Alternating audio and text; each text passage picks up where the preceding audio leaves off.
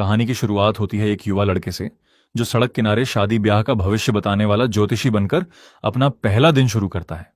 तभी एक लड़की उसके पास आती है और पूछती है, क्या मेरी और मेरे मंगेतर की शादी सच में सफल होगी? लड़का अपनी रहस्यमयी शक्ति का इस्तेमाल करता है। उसकी आंखें नीली रोशनी से चमक उठती हैं और वो उसके चेहरे की बारीकी से जांच करता है। कुछ पल बाद वह गंभीर होकर कहता है, तुम्हारे चेहरे का मैरिज पैलेस पूरी तरह डार्क दिख रहा है। ये इशारा है कि ये शादी बाहर से जितनी परफेक्ट लग रही है, अंदर से उतनी खुशहाल नहीं होगी। ये सुनते ही लड़की की दोस्त भड़क जाती है और गुस्से में कहती है, अरे भाई, आज इतना खुशी का दिन है, कुछ अच्छा तो बोलो। लेकिन ज्योतिषी शांत होकर जवाब देता है, तुम्हें मीठा झूठ सुनना है या कड़वा सच? लड़की खुद जानना चाहती है कि उसने ऐसा क्यों कहा। तब वह उसके चेहरे की तरफ इशारा करते हुए कहता है, तुम्हारी नाक का सिरा काला और फीका पड़ चुका है। तुम्हारा वेल्थ पैलेस धूल से ढका हुआ है। इसका मतलब जिस इंसान से तुम शादी करने जा रही हो, उसकी आर्थिक हालत बुरी तरह बिगड़ चुकी है। तभी उसका मंगेतर वहां पहुंच जाता है। ज्योतिषी उसे देखते ही कहता है, ऊपर से तुम जितने मजबूत दिखते हो, अंदर से उतने ही कर्ज में डूबे हुए हो। यह सुनकर मंगेतर आग बबूला हो जाता है और चिल्लाकर कहता है, हम तुम्हारे कस्टमर हैं और तुम हमें बद्दुआ दे रहे हो। यह सब अंधविश्वास है।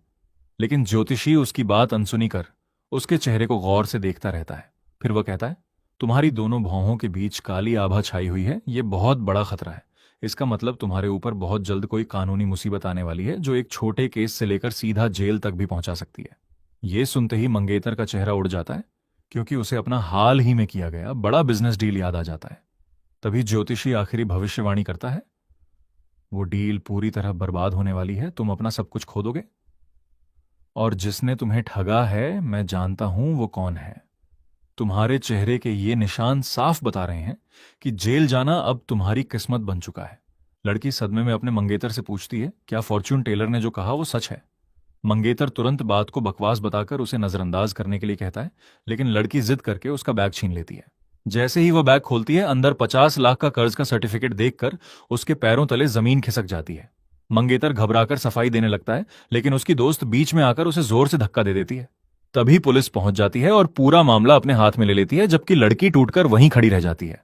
उसी समय फॉर्च्यून टेलर के सिस्टम से नोटिफिकेशन आता है, पहला मिशन सफल। कहानी 3 दिन पहले चली जाती है, जहां एक डॉक्टर उसे बताता है कि उसके दिमाग में ब्रेन ट्यूमर है और उसके पास ज्यादा से ज्यादा सिर्फ 3 महीने की जिंदगी बची है।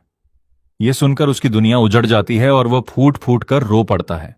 तभी अचानक एक रहस्यमयी सिस्टम एक्टिव होता है और मैसेज देता है कि उसकी जिंदगी रीसेट करने का मिशन शुरू हो चुका है। सिस्टम बताता है कि अब से उसे रोज दोपहर 2 से 3 बजे तक मैरिज रजिस्ट्रेशन ऑफिस के बाहर बैठकर 3 लोगों का भविष्य बिल्कुल सही बताना होगा, तभी उसकी जिंदगी बढ़ेगी। कहानी फिर वर्तमान में लौटती है। तभी एक विशालकाय आदमी उसके सामने ढेर सारे पैसे रखकर अपनी शादी का भविष्य पूछता है। फॉर्च्यून टेलर उसका चेहरा देखकर कहता है, तुम्हारे चिल्ड्रन पैलेस की चमक बता रही है कि तुम्हें आज्ञाकारी और नेक संतान का सुख मिलेगा। आदमी खुशी से उछल पड़ता है और कहता है, बिल्कुल सही। पिछले महीने मेरे बेटे ने मुझे नई कार गिफ्ट की थी।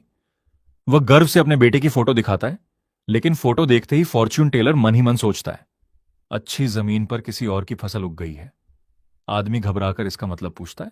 फॉर्च्यून टेलर समझाता है कि उसके और उसकी पत्नी दोनों के चौकोर चेहरे और चौड़े जबड़े हैं, लेकिन बेटे के नयन नक्श बिल्कुल अलग, नुकीले और नाजुक हैं। वह कहता है कि यह समानता नहीं बल्कि बहुत बड़ा फर्क है।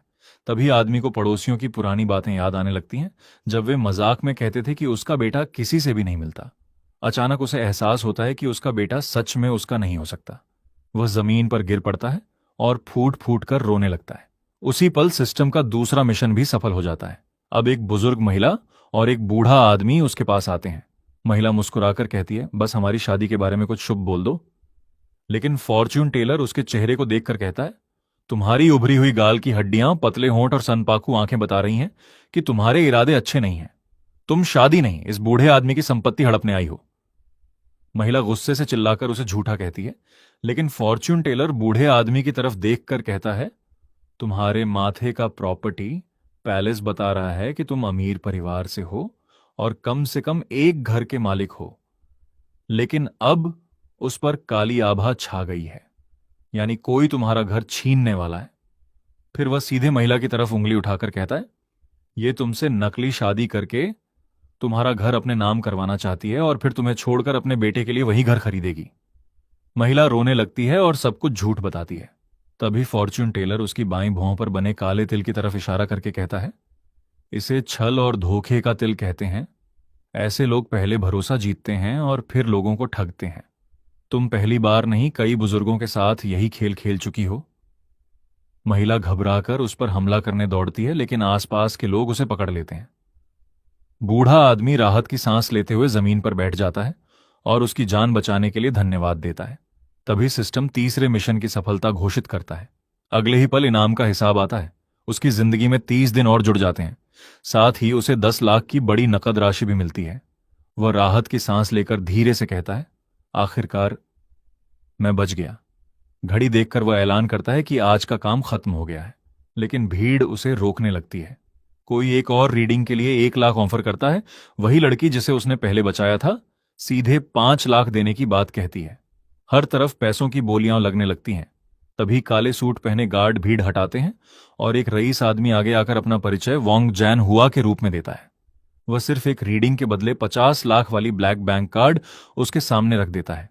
पूरी भीड़ हैरान रह जाती है, लेकिन फॉर्च्यून टेलर शांत होकर कहता है, माफ कीजिए, आज का कोटा पूरा हो चुका है। अमीर आदमी बार बार समझाता है कि नियम बदले जा सकते हैं और रकम भी बढ़ाने को तैयार है, लेकिन फॉर्च्यून टेलर घड़ी देखकर कहता है, करीब 3 बज चुके हैं, अब मैं जा रहा हूं। वह अपना बैग उठाकर चला जाता है और करोड़ों का मालिक वहीं कार्ड हाथ में लिए खड़ा रह जाता है। भीड़ सोचती रह जाती है कि जिसने पूरी जिंदगी सबको पैसे से झुकाया, उसे पहली बार कोई ऐसा मिला जिसे खरीदा नहीं जा सकता।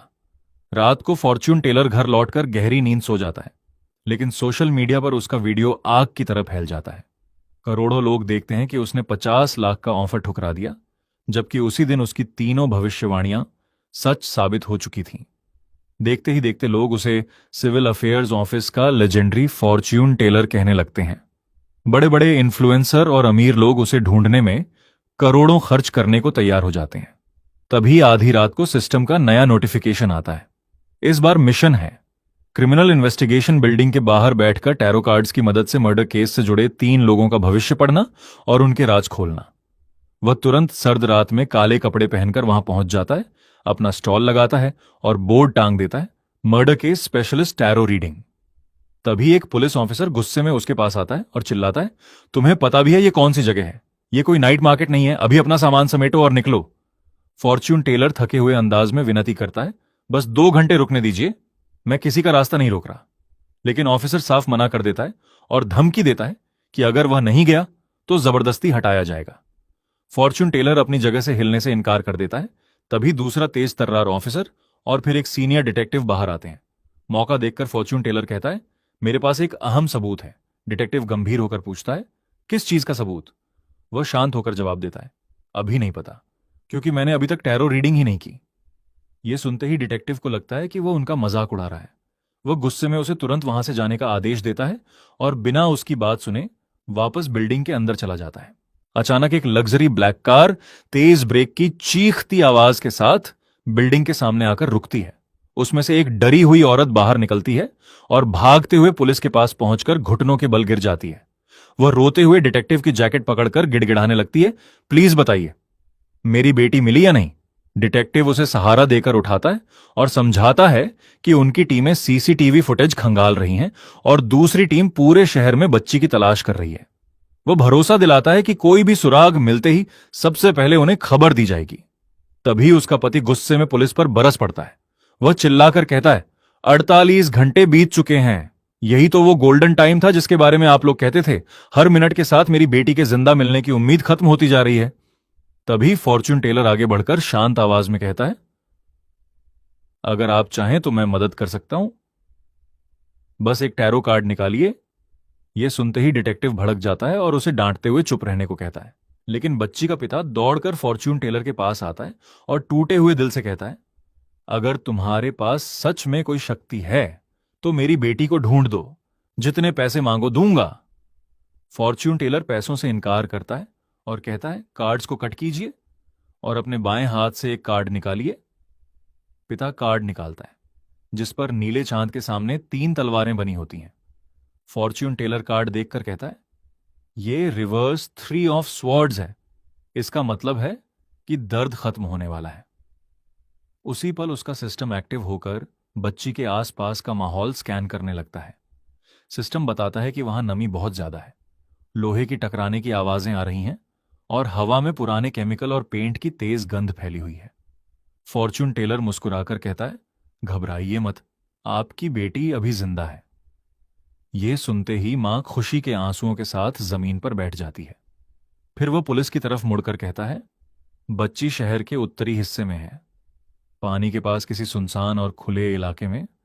वहां घंटियों की आवाज साफ सुनाई देती है। पुलिस को तुरंत समझ आ जाता है कि वह जगह एक सुनसान पोर्ट या शिपिंग डॉक हो सकती है, जहां बड़े बड़े क्रेन और क्लॉक टॉवर हैं। लेकिन फॉर्च्यून टेलर यहीं नहीं रुकता। वह कहता है, किडनैपर कोई अनजान आदमी नहीं, बल्कि वही है जिसे आप लोग अच्छी तरह जानते हैं। उसके शरीर से पुराने पेंट की गंध आती है, क्योंकि वह हमेशा पेंट वाले माहौल में रहता है। यह सुनते ही पति चौंक कर कहता है, यह तो ओल्ड लियू हो सकता है।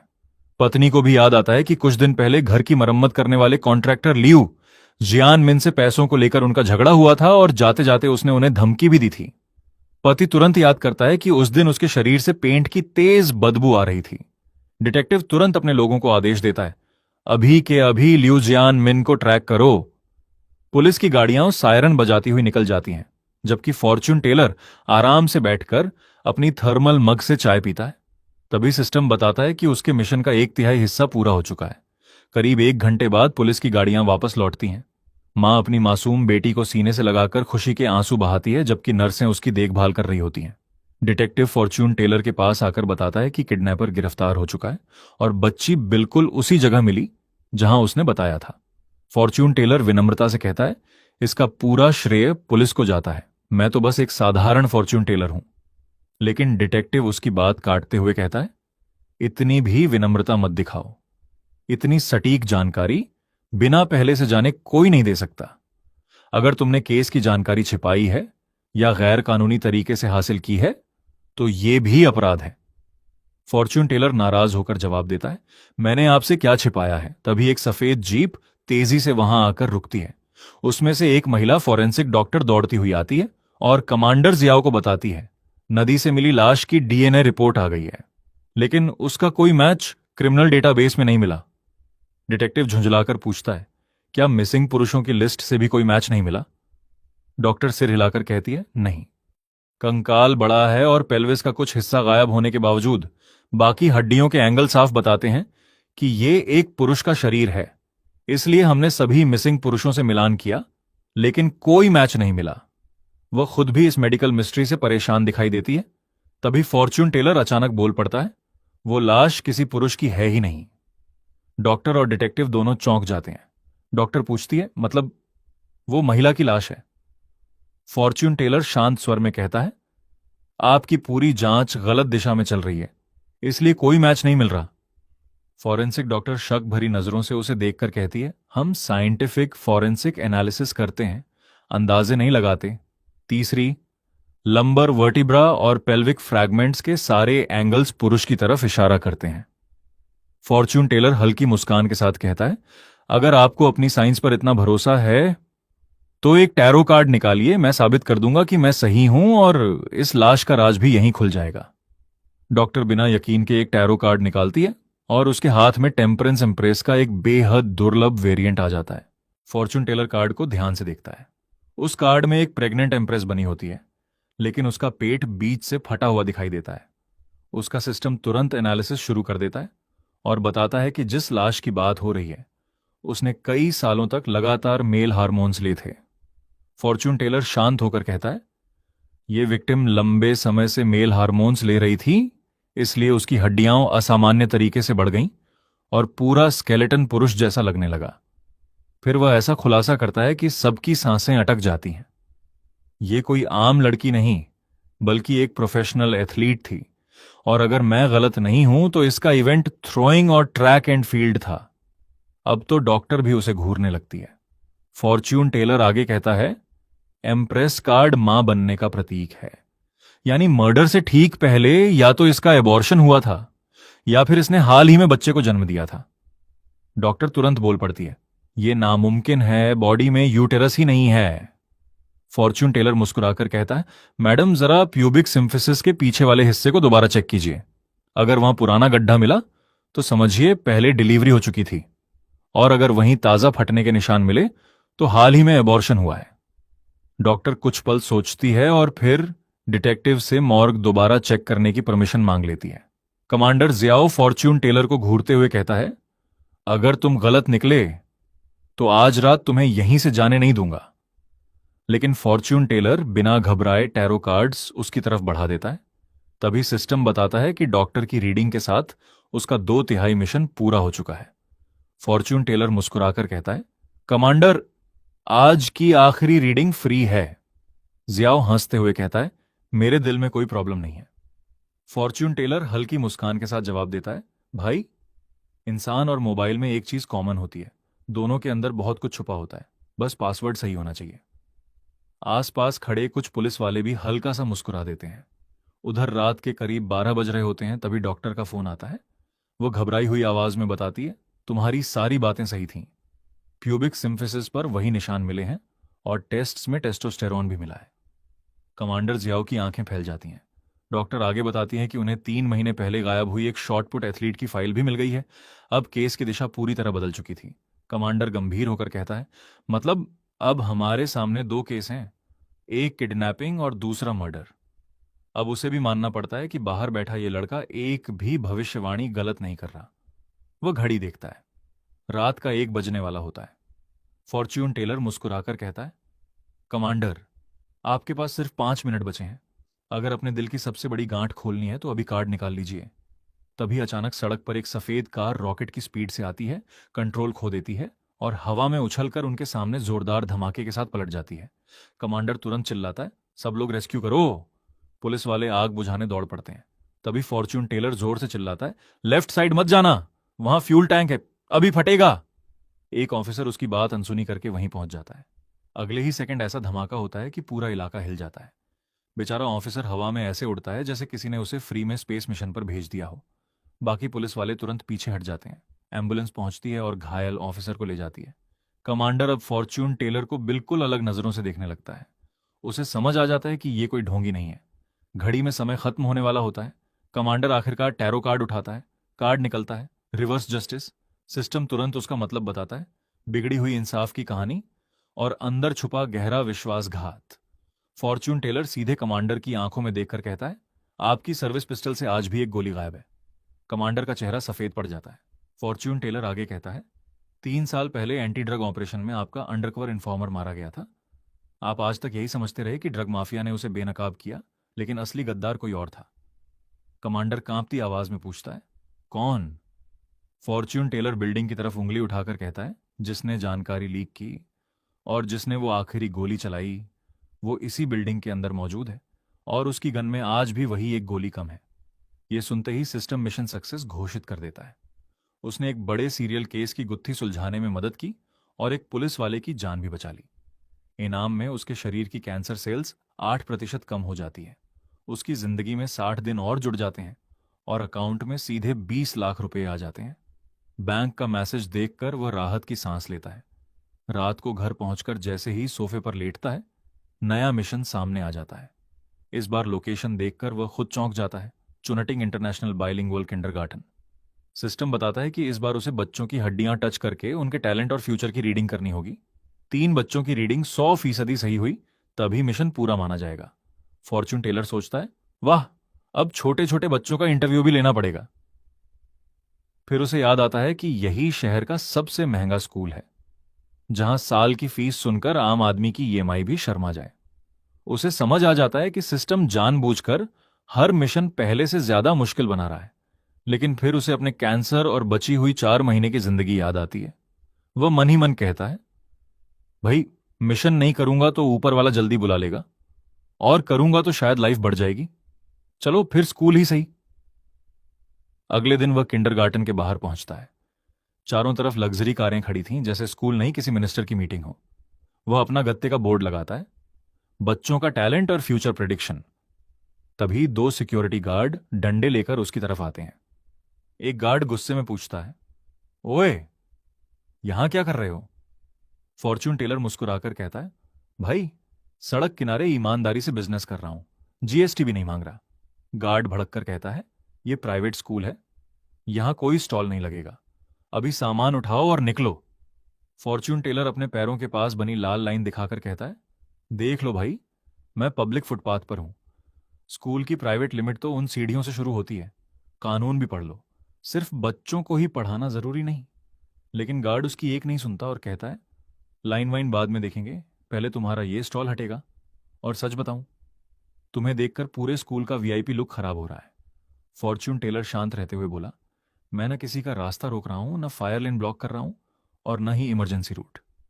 फिर उसने आराम से अपना मोबाइल निकाला और गार्ड से कहा, अगर जबरदस्ती हाथ लगाया ना तो सीधे ऑफिशियल कंप्लेंट करूंगा और वीडियो सोशल मीडिया पर भी डाल दूंगा, फिर कमेंट सेक्शन तुम्हें नहीं छोड़ेगा।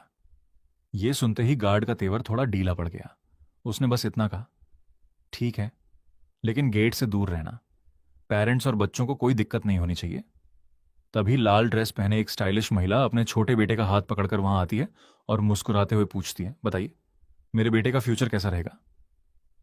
फॉर्च्यून टेलर बोला, मैं बच्चों का फ्यूचर और उनका असली टैलेंट पढ़ सकता हूं, फीस आपकी मर्जी। महिला खुश होकर बोली, इतना आसान। फिर उसने बेटे को आगे धकेलते हुए कहा, जरा देखिए, ये आगे चलकर हार्वर्ड जाएगा या येल। हमने तो अभी से उसकी पढ़ाई के लिए करोड़ों का फंड बना रखा है। तभी बच्चा चिल्लाया, मुझे हार्वर्ड नहीं, मीट खाना है। आसपास खड़े लोग हंसी रोकने लगे। फॉर्च्यून टेलर ने उसका हाथ पकड़कर बोन रीडिंग शुरू की और मुस्कुराकर बोला, हार्वर्ड और येल दोनों भूल जाइए। महिला का चेहरा तुरंत उतर गया। वह गुस्से में बोली, आपको पता भी है ये कितना होशियार है, इसके पियानो टीचर इसकी उंगलियों की तारीफ करते नहीं थकते। फॉर्च्यून टेलर गंभीर होकर बोला, सच सुन पाएंगी? महिला बोली, बोलिए। उसने कहा, इस बच्चे के लिए दुनिया का सबसे अच्छा कॉलेज कोई आईवी लीग नहीं बल्कि टॉप कुलिनरी स्कूल है। ये कुकिंग की दुनिया का जीनियस बनेगा। इतना सुनते ही भीड़ ठहाके लगाने लगी और महिला भड़क गई। मैं हर साल इसकी पढ़ाई पर करोड़ों खर्च करती हूं, piano, horse riding, golf, private tutor, सिर्फ ट्यूशन पर ही 20 लाख से ज्यादा लगते हैं, और आप इसे शेफ बना रहे हैं। फॉर्च्यून टेलर हंसकर बोला, मैडम पैसे से टैलेंट नहीं खरीदा जाता। फिर उसने बच्चे की कलाई पकड़कर समझाया, इसकी कलाई की हड्डियां सामान्य लोगों से कहीं ज्यादा चौड़ी और मजबूत हैं। उंगलियों के जोड़ बेहद लचीले हैं। पुराने जमाने में इसे पुलिंग एंड हैमरिंग हैंड्स कहा जाता था। महिला की आंखें चमक उठीं। मतलब कोई महान गुण। फॉर्च्यून टेलर बोला, बिल्कुल, वॉक ऐसे उछालने के लिए भगवान का स्पेशल एडिशन। भीड़ फिर हंस पड़ी। उसने आगे कहा, इसकी छोटी और मोटी उंगलियां इसे शानदार कंट्रोल देती हैं। हथेलियां मोटी हैं इसलिए तेज गर्मी भी आसानी से झेल लेंगी। इसका टेस्ट सेंस आम लोगों से 10 गुना ज्यादा तेज है। फिर उसने बच्चे से पूछा, पियानो अच्छा लगता है? बच्चा गुस्से से चिल्लाया, बिल्कुल नहीं, उस टीचर का टिक टिक वाला मेट्रोनोम सुनकर मेरा दिमाग पक जाता है। मां तुरंत डांटने लगी, चुप, कल ही तो दादी के लिए गाना बजाया था। बच्चा मासूमियत से बोला, वो तो सिर्फ इसलिए ताकि दादी मुझे बर्गर खिलाने ले जाएं। फिर उसने अपनी मां की तरफ देखकर शिकायत की, और आपका खाना भी अच्छा नहीं होता, बस नमक ही नमक।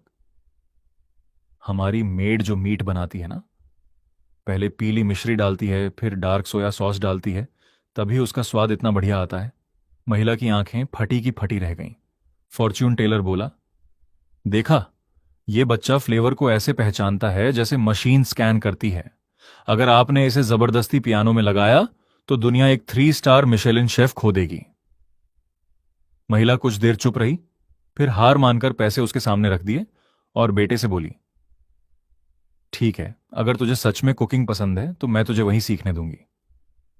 ये देखते ही बाकी पेरेंट्स भी उसके आसपास जमा हो गए। कोई बोला, मेरे बेटे को भी देखिए, ये तो हर वक्त सपने ही देखता रहता है। तभी भीड़ को चीरते हुए वही अमीर आदमी आगे आया और घमंड से बोला, रुको, दूसरा कस्टमर मैं हूं। उसने अपनी बेटी को आगे करते हुए कहा, पहले वाले बच्चे में खाना पसंद है, ये तो देखकर भी समझ आ जाता है, इसमें कौन सी बड़ी बात थी। वह हंसते हुए बोला, अगर सच में इतनी ताकत है तो मेरी बेटी को देखकर बताओ। फिर उसने गर्व से अपनी बेटी का परिचय कराया, यह है लिन शियान, पूरे स्कूल की ऑफिशियल जीनियस। 3 साल की उम्र में सैकड़ों कविताएं याद थीं, 5 साल में मेंटल मैथ्स मास्टर कर लिया और अब खुद से एडवांस कैलकुलस पढ़ रही है। भीड़ दंग रह गई। किसी ने फुसफुसाकर कहा, यही है वो चाइल्ड प्रोडिजी। आदमी मुस्कुराकर बोला, चलो फॉर्च्यून टेलर, अब इसकी बोन रीडिंग करके बताओ, कहीं ये नया आइंस्टीन है या फिर अगली मैरी क्यूरी। फॉर्च्यून टेलर बिना कुछ बोले बच्ची के सिर पर हाथ रखता है। सिस्टम तुरंत उसके दिमाग और हड्डियों का स्कैन शुरू कर देता है। कुछ सेकंड बाद रिजल्ट देखकर उसके चेहरे की मुस्कान गायब हो जाती है। रिपोर्ट बता रही थी कि बच्ची के शरीर का विकास कुपोषण और लगातार मानसिक दबाव की वजह से रुक गया है। उसके दिमाग का लॉजिक वाला हिस्सा लगभग एक्टिव ही नहीं है। वह अपनी समझ से नहीं बल्कि डर और लगातार रटाई की वजह से सब कुछ याद रखती है। सिस्टम साफ लिखता है, ये कोई जीनियस नहीं बल्कि अपने माँ बाप के दबाव में याद करने वाली मशीन बना दी गई एक मासूम बच्ची है। वो अमीर आदमी घमंड से हंसते हुए बोला, क्या हुआ, अब चुप क्यों हो गए? मेरी बेटी की हड्डियों की क्वालिटी समझ नहीं आई क्या? फॉर्च्यून टेलर ने उसकी तरफ सीधी नजर डालकर ऐसा जवाब दिया कि पूरा माहौल जम गया। तुम्हारी बेटी कोई जीनियस नहीं है, वो सिर्फ एक ऐसी बच्ची है जिसे जबरदस्ती जीनियस बनने की एक्टिंग करवाई जा रही है। यह सुनते ही भीड़ से जोर की सांसें निकल गईं। छोटी बच्ची ने भी चौंक कर उसकी तरफ देखा, जैसे पहली बार किसी ने उसका छुपा हुआ दर्द पहचान लिया हो। पिता तुरंत बोला, चलो बेटा, इन्हें अपनी टैलेंट दिखाओ। उसने बेटी को एक बेहद मुश्किल क्लासिकल कविता सुनाने को कहा। बच्ची चेहरे पर जबरदस्ती की मुस्कान लाकर मशीन की तरह बिना रुके पूरी कविता सुनाने लगी। उसकी स्पीड और याददाश्त देखकर लोग दंग रह गए। तभी फॉर्च्यून टेलर ने आगे बढ़कर उसकी पेशानी पर हल्की सी उंगली रखी और कहा, बस अब और नहीं। फिर वह पिता की तरफ मुड़कर बोला, इसे एक भी शब्द का मतलब नहीं पता, यह सिर्फ आवाजें याद करती हैं और रिकॉर्डर की तरह दोहराती है। पिता गुस्से में बोला, तो क्या हुआ, ऐसी मेमोरी भी तो भगवान का गिफ्ट है। फॉर्च्यून टेलर ने शांत आवाज में कहा, गिफ्ट है, लेकिन इसकी कीमत बहुत भारी है। उसने बच्ची की उंगलियां दिखाईं। उन पर दांतों के निशान और छोटे छोटे घाव साफ दिखाई दे रहे थे। फिर उसने उसके सिर के पीछे की हड्डियों की तरफ इशारा करते हुए कहा, इसका बोन स्ट्रक्चर बता रहा है कि यह बच्ची अंदर से टूट चुकी है। इसे हर समय खुद पर शक रहता है। इसे हर हाल में दूसरों की तारीफ चाहिए, क्योंकि यह हमेशा डर में जीती है। फिर उसने बच्ची की आंखों में देखते हुए कहा, मैंने तुम्हारी नजरों में अपने पापा के लिए प्यार नहीं देखा, सिर्फ डर देखा है। तुम रात को इसलिए नहीं सो पाती क्योंकि तुम्हें डर लगता है कि कहीं एक शब्द भी गलत ना बोल दो। इतना सुनते ही बच्ची फूट फूट कर रोने लगी। फॉर्च्यून टेलर आगे बोला, तुम्हें डर है कि गलती हुई तो फिर तुम्हें उस बिना खिड़की वाले स्टडी रूम में बंद कर दिया जाएगा। अब बच्ची पूरी तरह टूट गई। पिता गुस्से से चिल्लाया, बकवास बंद करो। उसने बेटी का हाथ पकड़कर उसे घसीटना चाहा और बोला, इस पागल की बात मत सुनो। लेकिन तभी बच्ची जोर जोर से चीखने लगी। वह जमीन पर गिर गई और रोते रोते वही कविता दोहराने लगी जो उसे जबरदस्ती याद करवाई गई थी। उसकी हालत देखकर पूरे माहौल में सन्नाटा छा गया। वह लगातार रोते हुए चिल्ला रही थी, मुझे अब और याद नहीं करना, एको पापा प्लीज मुझे मत मारो। यह सुनते ही पिता का चेहरा शर्म से झुक गया। वह घबरा कर बोला, मैंने ऐसा कुछ नहीं किया। लेकिन उसकी आवाज में आत्मविश्वास नहीं था। फॉर्च्यून टेलर गंभीर होकर बोला, इसे जितनी जल्दी हो सके साइकेट्रिस्ट के पास ले जाइए। अभी इलाज हो गया तो बच जाएगी, लेकिन 2 साल और ऐसे ही चला तो इसका दिमाग पूरी तरह टूट जाएगा। तब इसकी ये नकली जीनियस वाली इमेज भी खत्म हो जाएगी और ये हाई आईक्यू होने के बावजूद मानसिक रूप से बुरी तरह टूट जाएगी। पिता की आंखों से आंसू निकल पड़े। उसने बेटी को सीने से लगाया, बार बार माफी मांगी और उसे गोद में उठाकर वहां से चला गया। तभी सिस्टम का नोटिफिकेशन आया, आज की 3 में से 2 रीडिंग सफल। तभी एक और लग्जरी कार आकर रुकती है। उसमें से बेहद रौबदार और अमीर दिखने वाली एक बुजुर्ग महिला उतरती है। भीड़ में फुसफुसाहट शुरू हो जाती है, अरे ये तो शिन ग्रुप की चेयरपर्सन है। सिस्टम भी तुरंत स्कैन करके बताता है कि उनके अंदर ताकत और अधिकार की बेहद शक्तिशाली आभा है।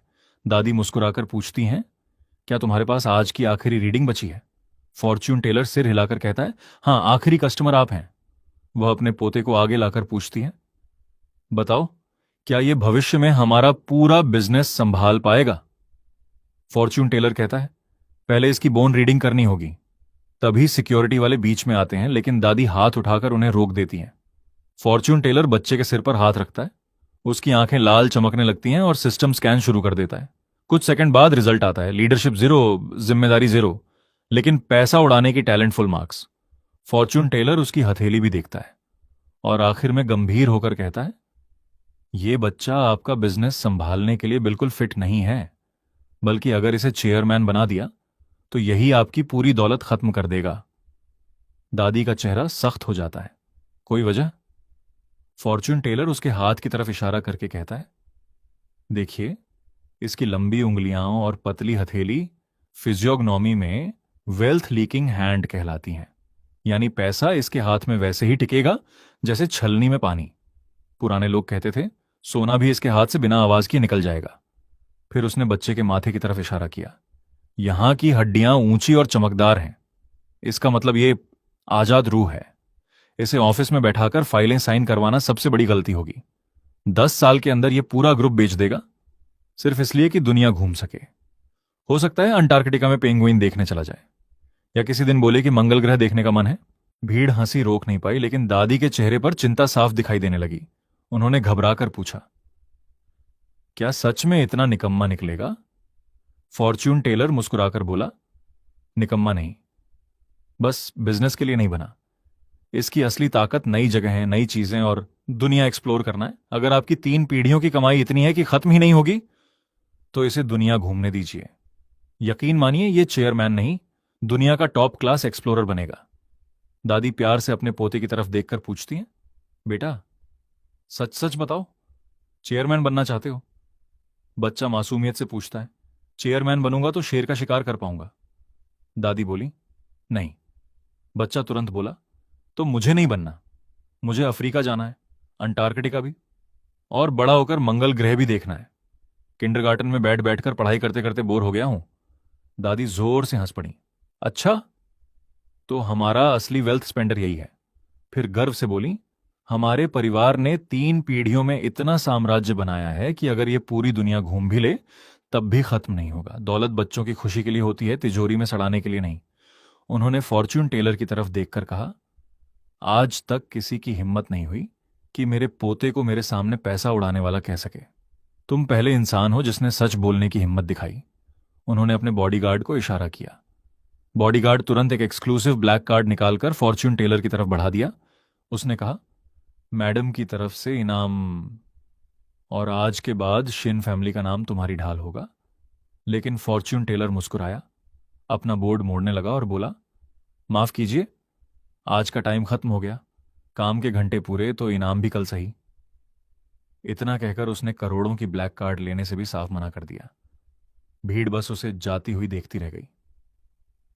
दादी हैरान रह गई। करोड़ों की ब्लैक कार्ड सामने थी, लेकिन फॉर्च्यून टेलर बिना पीछे देखे आराम से अपना बैग उठाकर चल पड़ा। उसने मुस्कुराते हुए कहा, आज की तीनों रीडिंग पूरी हो चुकी हैं, टाइम खत्म मतलब काम खत्म। फिर हल्के मजाक में बोला, ओवर टाइम करूंगा तो ऊपर वाला भी एक्स्ट्रा टैक्स काट लेगा। भीड़ हंस पड़ी। उसने आगे कहा, जरूरत से ज्यादा पैसा कभी कभी कर्मों का लोन बन जाता है, और भाई मुझे ईएमआई नहीं भरनी। इतना कहकर उसने हाथ हिलाया और निकल गया। दादी झुककर अपना ब्लैक कार्ड उठाती हैं और मुस्कुराते हुए धीरे से कहती हैं, ये लड़का जितना रहस्यमयी है उतना ही दिलचस्प भी। उधर फॉर्च्यून टेलर घर पहुंचकर आराम से खाना खाता है, लेकिन जैसे ही फोन खोलता है उसकी आंखें फटी की फटी रह जाती हैं। सोशल मीडिया पर वही ट्रेंड कर रहा था, हर जगह हेडलाइन चल रही थी, करोड़ों ठुकराने वाला लेजेंडरी फॉर्च्यून टेलर। तभी अचानक फोन बजता है। दूसरी तरफ डिटेक्टिव श्याओ होता है। वह गंभीर आवाज में कहता है, कुछ दिनों तक ज्यादा इधर उधर मत घूमना। बड़े बड़े पुलिस अफसर तुम्हें ढूंढ रहे हैं और शिन फैमिली भी अपनी पूरी ताकत लगा चुकी है। फॉर्च्यून टेलर थोड़ा घबराकर पूछता है, मैंने कोई कानून तो नहीं तोड़ा? डिटेक्टिव हंसकर कहता है, अरे नहीं भाई, इस बार तू ट्रेंड गलत वजह से नहीं हुआ। तेरी चेतावनी की वजह से हमारे एक ऑफिसर की टांग कटने से बच गई। अगर कभी कोई दिक्कत आए तो सीधे मुझे कॉल करना। कॉल खत्म होते ही सिस्टम का नया नोटिफिकेशन आ जाता है।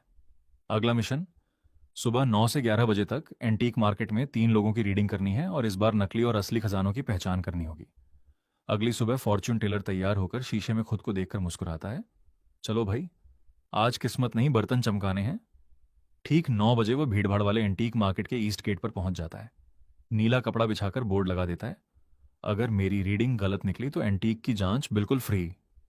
मार्केट में हर तरफ पुराने खिलाड़ी अखरोट घुमाते हुए घूम रहे थे, कैमरे लेकर कंटेंट क्रिएटर भी लाइव कर रहे थे। तभी बगल वाले स्टॉल का गंजा दुकानदार ताना मारते हुए बोला, ओ भाई, रास्ता भटक गया क्या? नौकरी वोकरी नहीं मिली? फॉर्च्यून टेलर मुस्कुराकर बोला, रास्ता नहीं भटका, पैसा कमाने आया हूं। बूढ़ा दुकानदार जोर से हंस पड़ा। 20 साल से एंटीक बेच रहा हूं और तू लिखाई देखकर एंटीक पहचानेगा? फॉर्च्यून टेलर ने भी पलटकर मुस्कुराते हुए कहा, अच्छा, तो आपकी एक्सपर्ट आंखें ये भी नहीं पहचान पाई कि सामने रखे आधे सिक्के लेजर मशीन से बने नकली हैं। इतना सुनते ही दुकानदार का चेहरा देखने लायक हो गया। आधा घंटा बीत गया लेकिन कोई ग्राहक नहीं आया। फॉर्च्यून टेलर मन ही मन बोला, लगता है यहां चश्मा और मैग्नीफाइंग ग्लास हो तभी लोग भरोसा करते हैं। भी मसी, मेरे चेहरे पर तो बेरोजगार आईटी इंजीनियर लिखा हुआ है। तभी करीब 20-22 साल का एक लड़का अखबार में लिपटा हुआ कटोरा लेकर डरते डरते आता है। वह धीरे से फुसफुसाता है, भैया, मुझे मिंग डायनेस्टी का बाउल मिला है, 5,000 में खरीदा है, 50,000 तो आराम से मिलेगा ना। वह अखबार पर खजाना शब्द लिख देता है। बूढ़ा दुकानदार दूर से तमाशा देखने लगता है। फॉर्च्यून टेलर कटोरे की तरफ देखता तक नहीं, उसकी नजर सिर्फ लिखे हुए शब्द पर टिक जाती है। वह कहता है, ऊपर वाला हिस्सा बहुत चौड़ा लिखा है और नीचे वाला जेड का निशान दब गया है। इसका मतलब यह किसी मशहूर भट्टी का नहीं, किसी छोटे मोटे घरेलू कारखाने का माल है। फिर नीचे वाले हिस्से की तरफ इशारा करके बोला, देखो, यह बिंदु बहुत जोर से दबाकर लिखा गया है, जैसे स्याही फैल गई। ठीक वैसे ही इस कटोरे के नीचे वाला निशान भी फैलाया गया है। असली नहीं, जेड पाउडर और गोंद से बनाया गया नकली मार्क है। लड़का तुरंत विरोध करता है, नहीं, मैंने खुद देखा था, नीचे मिंग डायनेस्टी का मार्क है, घिसा हुआ भी लग रहा था। फॉर्च्यून टेलर हंसते हुए बोला, घिसा नहीं, सैंडपेपर से घिसा गया है, नया माल है भाई। लड़का गुस्से में बोला, छुए बिना कैसे बता दिया? फॉर्च्यून टेलर बोला, अगर इतना भरोसा है तो तोड़ दो, गलत निकला तो मैं 1 लाख दूंगा, या फिर नीचे लाइटर जलाकर देख लो। लड़के ने कांपते हाथों से लाइटर जलाया। जैसे ही गर्मी लगी, नीचे का पूरा नकली निशान पिघल गया और अंदर से अंग्रेजी में लिखा निकला, माइक्रोवेव सेफ। 1 सेकंड के लिए पूरा मार्केट चुप। फिर लड़के के हाथ से कटोरा छूटकर टूट गया और अंदर गोंद की मोटी परत साफ दिखाई देने लगी। भीड़ में हड़कंप मच गया।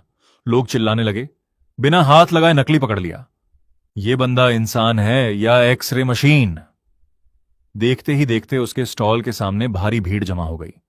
तभी लकड़ी का नक्काशीदार बॉक्स लेकर एक बुजुर्ग शख्स आगे आए। उन्होंने बॉक्स सामने रखकर कहा, पहले वाला बाउल पकड़ना आसान था, असली टेस्ट ये पेंटिंग है। बड़े बड़े ऑक्शन हाउस भी इसकी असलियत पर लड़ चुके हैं। उन्होंने कागज पर चित्र शब्द लिखा और उत्सुकता से उसकी तरफ देखने लगे।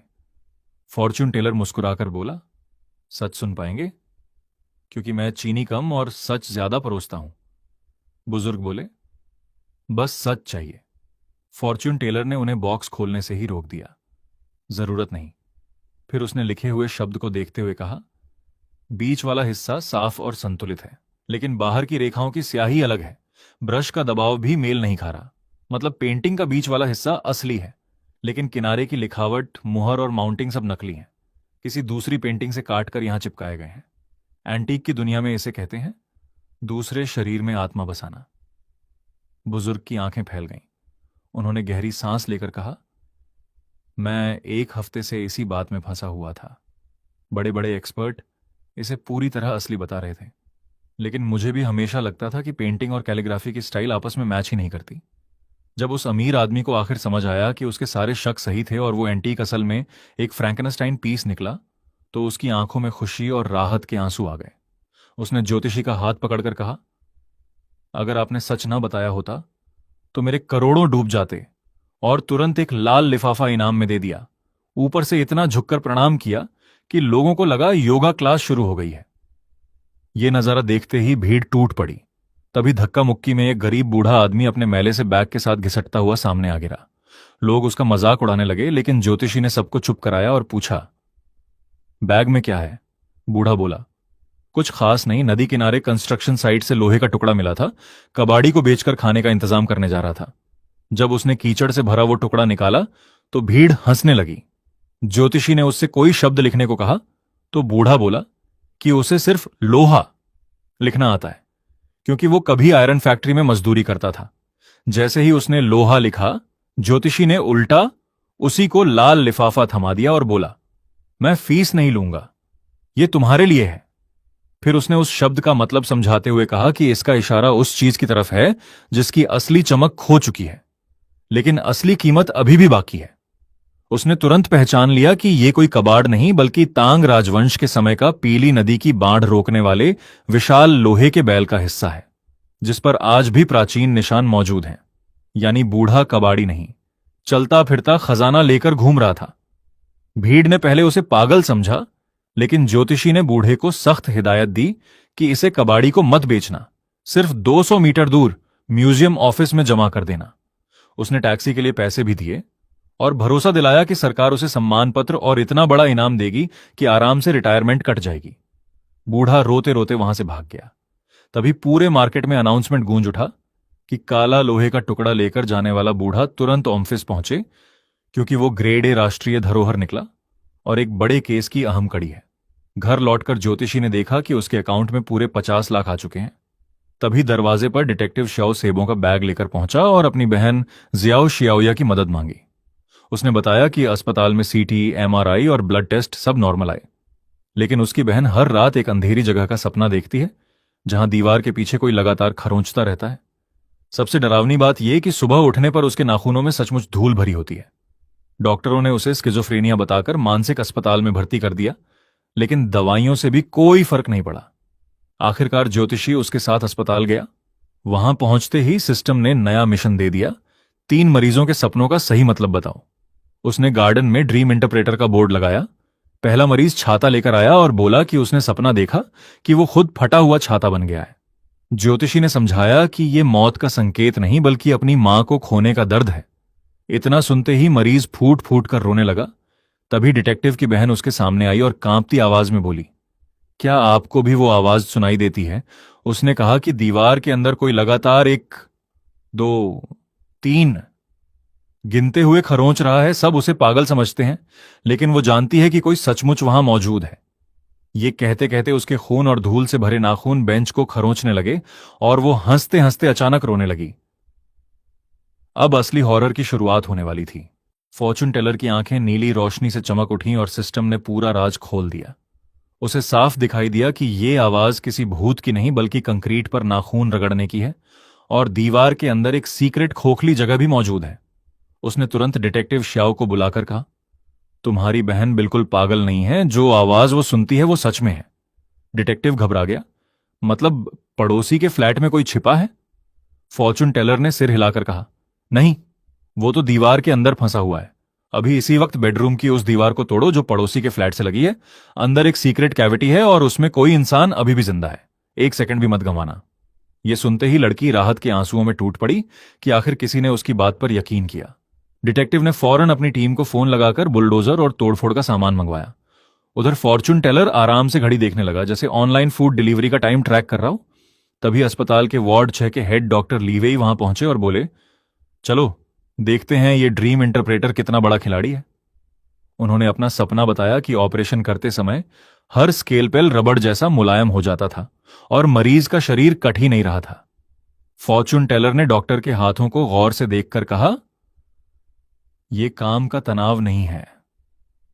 तुम्हारा अवचेतन मन अब चाकू से नहीं, अपने हाथों से इंसानों का मांस फाड़ना चाहता है। डॉक्टर हंस पड़ा, लेकिन अगले ही पल फॉर्चून टेलर बोला, तुम्हारे हाथ किसी जान बचाने वाले डॉक्टर के नहीं, जल्लाद के लगते हैं। बेहतर होगा खुद पुलिस के सामने सरेंडर कर दो। डॉक्टर का चेहरा सफेद पड़ गया और वो भाग खड़ा हुआ। तभी डिटेक्टिव को कॉल आया। दीवार तोड़ दी गई थी। अंदर सचमुच आधा मीटर चौड़ी सीक्रेट जगह मिली, जहां 6 महीने से एक वांटेड अपराधी छिपा हुआ था। दीवार में छोटे छोटे झरोखे और कैमरे लगे थे और लड़की के सिर के ठीक पीछे बैठकर वहीं हर रात खरोंचता था। यह सुनकर लड़की सदमे में टूट गई। जाते जाते फॉर्च्यून टेलर ने डिटेक्टिव से कहा, उस डॉक्टर के पुराने ऑपरेशन और अस्पताल के आसपास गायब हुए लोगों की फाइलें भी खोलो। शाम तक मैसेज आया कि डॉक्टर गिरफ्तार हो चुका है और उसके बेसमेंट से इंसानी अंगों का भयानक कलेक्शन मिला है। ये पढ़कर फॉर्चून टेलर भी सन्न रह गया। रात को वो हॉटपॉट खाने निकला तो देखा पूरा शहर उसी की चर्चा कर रहा था। इंटरनेट ने उसे हाफ इमॉर्टल जांग का नाम दे दिया था और कोई सिर्फ उसका पता जानने के लिए 20 लाख युआन का इनाम रख चुका था। वो बड़बड़ाया, इतनी फेम तो एग्जाम के रिजल्ट से पहले भी नहीं चाहिए थी। तभी सिस्टम ने नया मिशन दे दिया। स्टारलाइट मीडिया टॉवर के नीचे रात 9 से 11 बजे तक इंटरनेट सेलिब्रिटीज की ब्यूटी, किस्मत और करियर की रेटिंग करनी है। उसने सोचा, वाह, अब मुझे 100 फिल्टर और 200 प्लास्टिक सर्जरी वाले लोगों की सच्चाई बतानी है। सिस्टम को मेरी दुश्मनी पक्की है। जैसे ही वो बैठा, करोड़ों फॉलोअर्स वाली एक मशहूर इन्फ्लुएंसर बॉडीगार्ड्स के साथ आई और बोली, मेरी खूबसूरती को 10 में से कितने नंबर दोगे? सिस्टम स्कैन होते ही फॉर्चून टेलर ने ठंडे अंदाज में जवाब दिया, सिर्फ 2। वो गुस्से से कांप उठी, लेकिन फॉर्चून टेलर बोला, एक एक्स्ट्रा नंबर सिर्फ इसलिए दिया ताकि तुम्हारा घमंड ज्यादा ना बढ़े। फिर उसने उसकी 3 बार हुई जॉ सर्जरी, टेढ़ी नाक, फिलर्स, माइग्रेन और असली उम्र 42 साल तक बता दी। वो चीखती रही कि उसकी उम्र सिर्फ 18 है, लेकिन फॉर्चून टेलर ने हंसते हुए कहा, 20 साल पुरानी कमर और गर्दन की बीमारी लेकर 18 साल की बनने का ऑस्कर तो मिलना चाहिए। ऊपर से उसने 3 बच्चों का भी जिक्र कर दिया। उसकी पोल खुलते ही वो भाग गई और भीड़ हंस हंसकर लौटपोट हो गई। तभी एक मशहूर मुकबांग इन्फ्लुएंसर आयांग आया और बोला, अगर मुझे 10 नंबर मिले तो यहीं पूरी शराब की बोतल पी जाऊंगा। उसने गर्व से बताया कि अभी अभी 10 pound lobster, 5 pound roast pork, 2 pound केकड़ा और पूरी शराब की बोतल साफ करके आया है। फॉर्चून टेलर ने सिस्टम से उसका शरीर स्कैन किया और सिर्फ 2 शब्द बोले, मौत का पैसा। इन्फ्लुएंसर समझा घर का पैसा कहां है और खुश होकर बोला, हां, मैं तो घर खरीदने वाला हूं। फॉर्चून टेलर ने गंभीर होकर पूछा, डिनर में क्या खाया था? जवाब सुनने के बाद उसने कहा, तुम्हारा स्कोर नेगेटिव है क्योंकि तुम मरने वाले हो।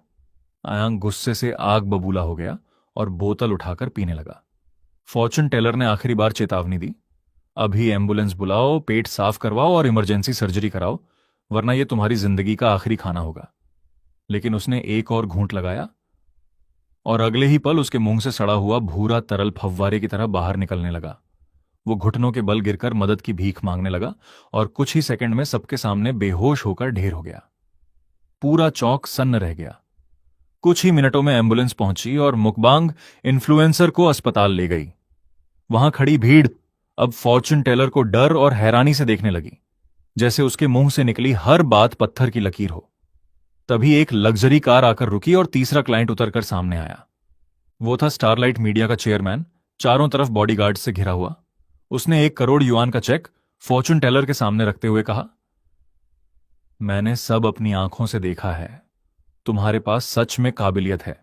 मेरे ऑफिस चलो और मेरी कंपनी का भविष्य देखो। फॉर्चून टेलर ने उसकी तरफ देखा तक नहीं और बस अपना फोन चलाता रहा। चेयरमैन ने तुरंत रकम बढ़ाकर 2 करोड़ युआन कर दी।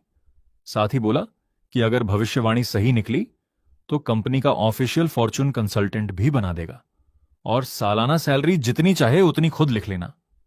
फॉर्चून टेलर मुस्कुराकर बोला, अपना चेक अपने पास रखो, मुझे ऐसे पैसे कमाने का शौक नहीं। तुम्हारी चाय बहुत महंगी पड़ती है, उसकी कीमत मैं नहीं चुका सकता। इतना कहकर वो सामान समेटने लगा और बोला, मेरे काम का समय खत्म हो चुका है। उसने टॉवर की घड़ी की तरफ इशारा किया जहां ठीक रात के 11 बजे थे। फिर मुस्कुराकर बोला, अब तो स्वर्ग का राजा भी आ जाए, उसे भी कल तक इंतजार करना पड़ेगा। चेयरमैन का पारा चढ़ गया। उसने बॉडीगार्ड्स को रास्ता रोकने का आदेश दिया और ताना मारते हुए बोला, लगता है 2 करोड़ भी कम है। जवान हो, मौके का फायदा उठाना सीखो।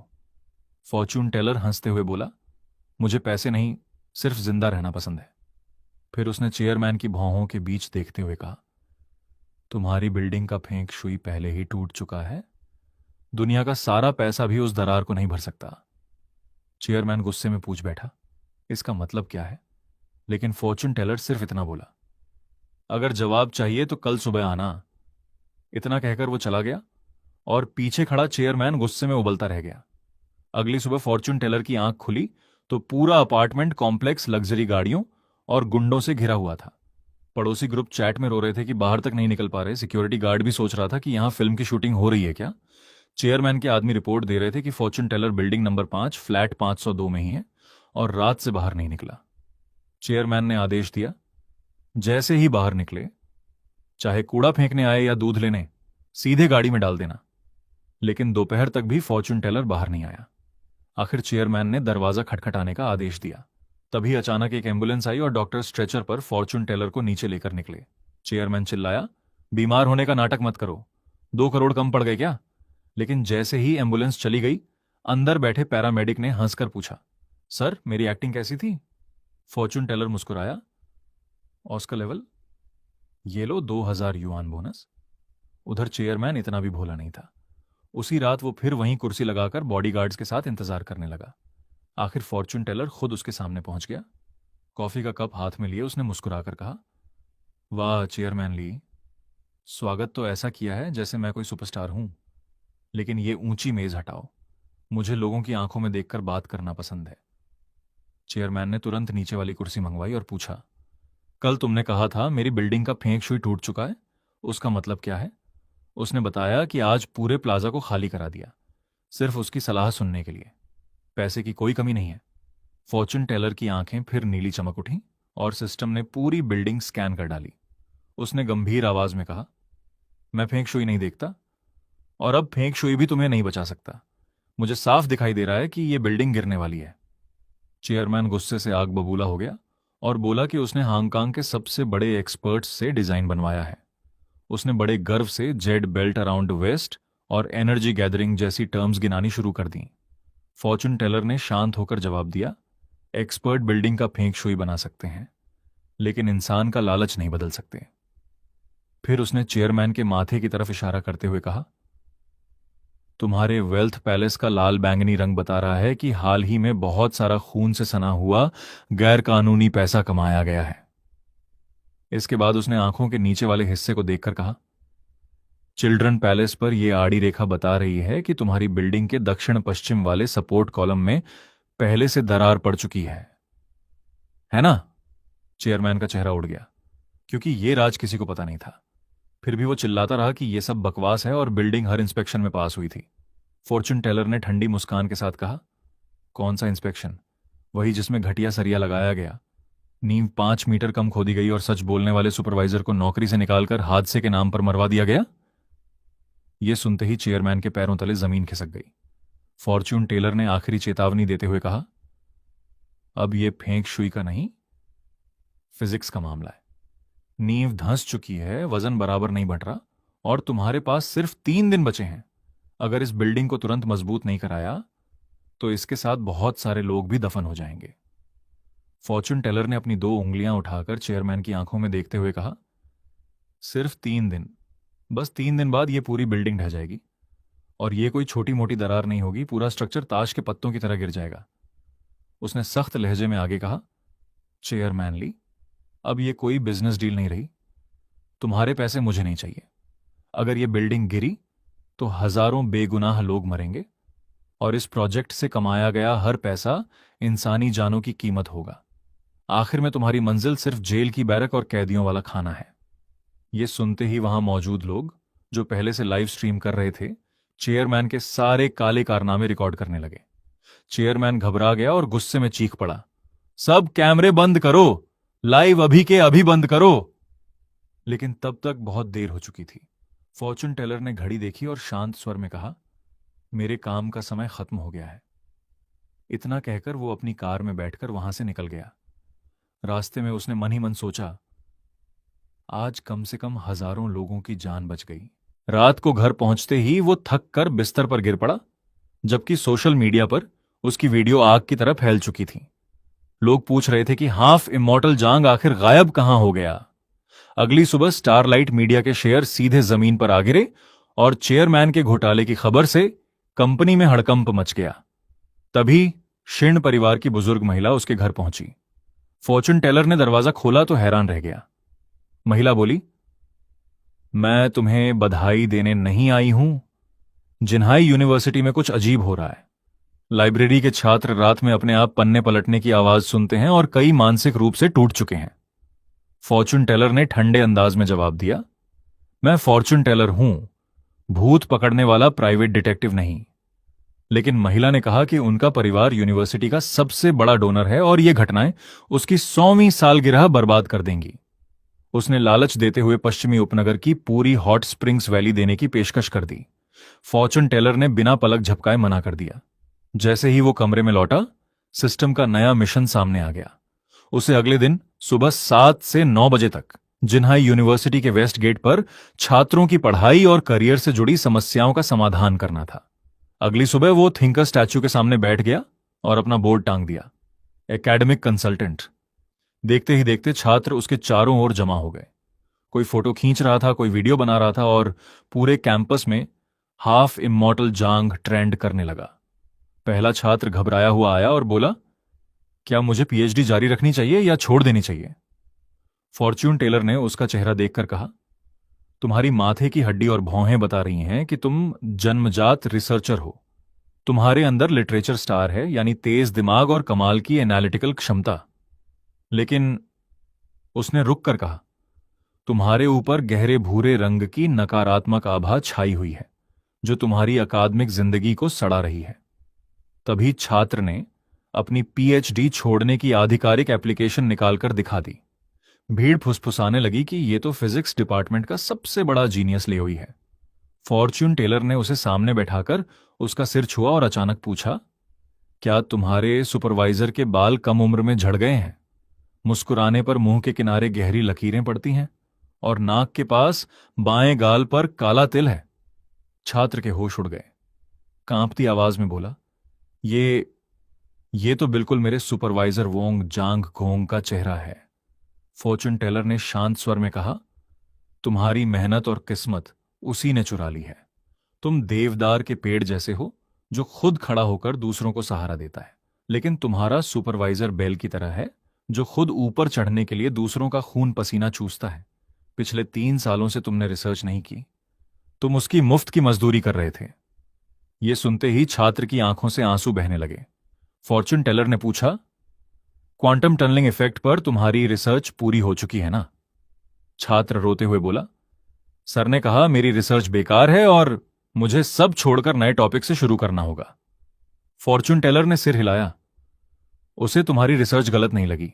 वो चाहता था कि तुम हार मान लो और तुम्हारा तैयार काम उसके नाम से छप जाए। फिर उसने साफ कहा, यह यूनिवर्सिटी नहीं, तुम्हारे लिए अकादमिक जेल बन चुकी है। उसने छात्र को सलाह दी, उत्तर की तरफ जाओ, इस सुपरवाइजर को छोड़ दो। आज रात अपनी रिसर्च पेपर जर्मनी की एक मशहूर अप्लाइड फिजिक्स जर्नल में भेज दो। 3 दिन के अंदर तुम्हें पॉजिटिव जवाब मिलेगा। इतना कहकर उसने पीएचडी छोड़ने वाली एप्लीकेशन को कागज का हवाई जहाज बनाया और हवा में उड़ा दिया। छात्र फूट फूट कर रो पड़ा। तभी यूनिवर्सिटी के प्रेसिडेंट वहां पहुंचे और गुस्से में बोले, तुम छात्रों को उनके गाइड के खिलाफ भड़का रहे हो। फॉर्च्यून टेलर मुस्कुराकर बोला, मैं सिर्फ सही और गलत का फर्क बता रहा हूं। फिर उसने नीचे देखकर कहा, सर, पहले अपने जूते का फीता बांध लीजिए, वरना इस उम्र में गिर गए तो सिर फूट जाएगा। प्रेसिडेंट ने ताना मारा, मुझे भविष्यवाणी नहीं आती लेकिन फिजिक्स आती है।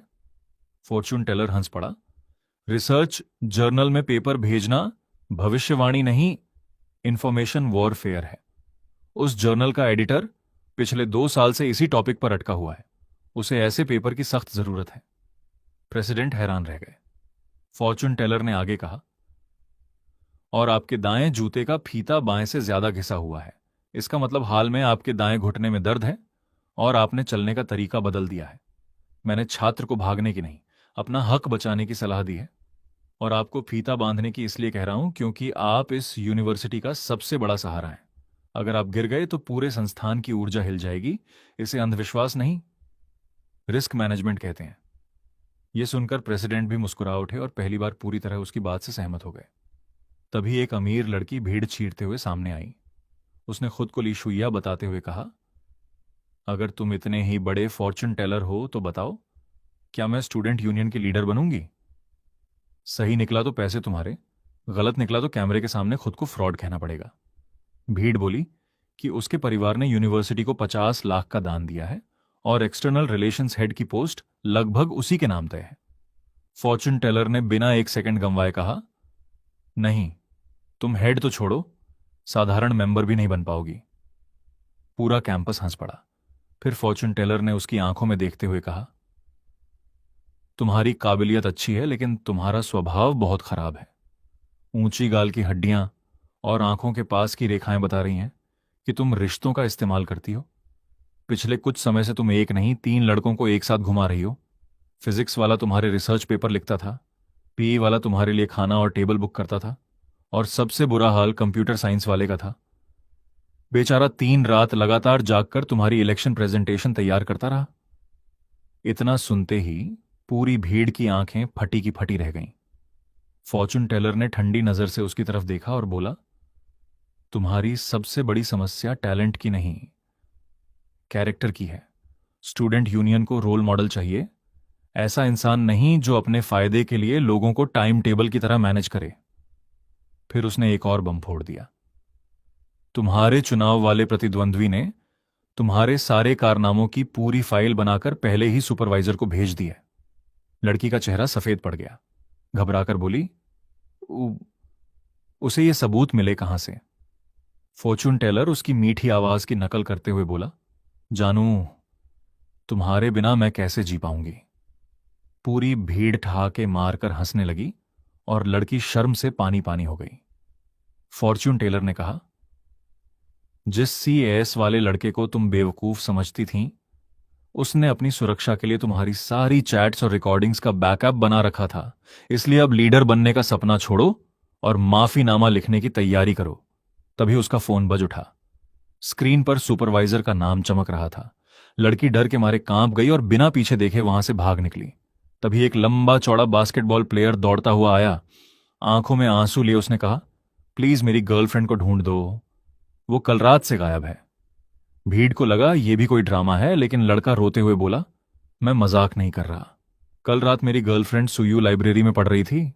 रात 11 बजे उसने मैसेज किया कि बुक शेल्फ के पीछे से दीवार खुरचने जैसी आवाज आ रही है। फिर उसने हेल्प वाला स्टिकर भेजा। उसके बाद फोन बंद हो गया। फॉर्चून टेलर ने शांत होकर पूछा, हाल में तुम दोनों की लड़ाई हुई थी? लड़के ने कहा, नहीं, मैं तो कल आधा घंटा लाइन में लगकर उसके लिए स्ट्रॉबेरी खरीद कर लाया था। थोड़ी देर सोचने के बाद उसे याद आया कि उसकी गर्लफ्रेंड लाइब्रेरी में सीट घेरने वालों और जोर जोर से पन्ने पलटने वाले ग्रेजुएट स्टूडेंट्स से परेशान थी। फिर उसे याद आया कि चश्मा पहनने वाला एक अजीब लड़का भी हमेशा उसे घूरता रहता था। फॉर्च्यून टेलर मुस्कुराया और बोला, तुम्हारी गर्लफ्रेंड को किसी भूत ने नहीं उठाया। वो इस वक्त स्टूडेंट अफेयर्स ऑफिस में बैठी प्रतिज्ञा पत्र लिख रही है। सब दंग रह गए। उसने आगे बताया, कल रात वो एक लड़के के जोर से पन्ने पलटने पर इतना गुस्सा हो गई कि तुम्हारे प्यार से लाए हुए स्ट्रॉबेरी उसी के लैपटॉप और किताबों पर फेंक दिए। लड़का वहीं जम गया। उसका चेहरा उतर गया। फॉर्च्यून टेलर जाते जाते हंसकर बोला, तुम्हारा रिलेशनशिप समझना तो एडवांस मैथ्स से भी मुश्किल है। अपना ख्याल रखना। शाम तक पूरा यूनिवर्सिटी फोरम उसी की चर्चा से भर गया। कुछ छात्र तो उसे एग्जाम पास कराने वाला देवता कहकर फोटो के सामने हाथ जोड़ने लगे। तभी सिस्टम का नया मिशन आया। इस बार शहर के सबसे बड़े पेट हॉस्पिटल में जानवरों की रहस्यमयी बीमारियों का पता लगाना था। अगले दिन फॉर्च्यून टेलर ने वहां पेट लैंग्वेज एक्सपर्ट का बोर्ड लगाया और लिखा कि फीस आपकी मर्जी। पहली क्लाइंट एक अमीर महिला थी जो अपनी छोटी डॉगी बेला को लेकर आई। उसने शिकायत की कि बेला हर रात भौंकती है और उसके महंगे बैग चबा देती है। कई डॉक्टर दिखाए लेकिन सबने कहा कि डॉग बिल्कुल स्वस्थ है। फॉर्च्यून टेलर की आंखें बैंगनी चमकी और उसने कहा, समस्या बैग नहीं, आप खुद हैं। महिला भड़क गई। फॉर्च्यून टेलर बोला, आपको अपनी आवाज मीठी लगती होगी, लेकिन डॉग के लिए आपके हाई हील्स, महजों की गोटियां, रात की पार्टियां और तेज म्यूजिक लगातार शोर मचाते हैं। वो सो ही नहीं पाती। उसका घर भी लिविंग रूम के पास है जहां धुआं और शोर दोनों पहुंचते हैं। फिर उसने कहा, और वो आपके बैग इसलिए नहीं चबाती क्योंकि उसे बैग से नफरत है। उसमें दूसरे कुत्ते की खुशबू होती है, खासकर आपका भूरा बर्किन बैग। कल आप उसे लेकर अपनी दोस्त मिसेस सन के घर गई थीं जहां उनका सफेद समोएड था। सही कहा ना? महिला की आंखें फटी रह गईं। फॉर्च्यून टेलर बोला, डॉग बहुत ज्यादा पजेसिव होते हैं। उसे लगा आपने किसी दूसरे कुत्ते को उससे ज्यादा प्यार दिया, इसलिए उसने बैग पर गुस्सा निकाला। महिला ने खुशी खुशी मोटी रकम दी और बेला को गले लगाकर चली गई। तभी एक डिलीवरी बॉय दौड़ता हुआ आया। उसने कहा, सर, मेरी बिल्ली पर शायद भूत चढ़ गया है। फॉर्चून टेलर ने बॉक्स खुलवाया। बिल्ली आखिरी सांसें ले रही थी। सिस्टम ने तुरंत बताया कि उसे नार्सिसस फूल के जहर से न्यूरोटॉक्सिसिटी हुई है। फॉर्चून टेलर बोला, यह भूत नहीं, जहर है। लड़का हैरान रह गया। उसने कहा कि बिल्ली तो घर से बाहर भी नहीं निकलती। फॉर्चून टेलर ने पूछा, घर में कोई नया पौधा लाए हो? लड़के को याद आया कि उसने हवा साफ करने के लिए बालकनी में सफेद फूलों वाला नार्सिसस रखा था। फॉर्चून टेलर ने माथा पकड़ लिया। बिल्ली ने उसके पत्ते चाट लिए या गमले के नीचे जमा पानी पी लिया। यह पौधा बिल्लियों के लिए जानलेवा होता है। उल्टी, दौरे, नसों का लकवा और फिर दिलबंद, यही इसका असर है। लड़का रोने लगा।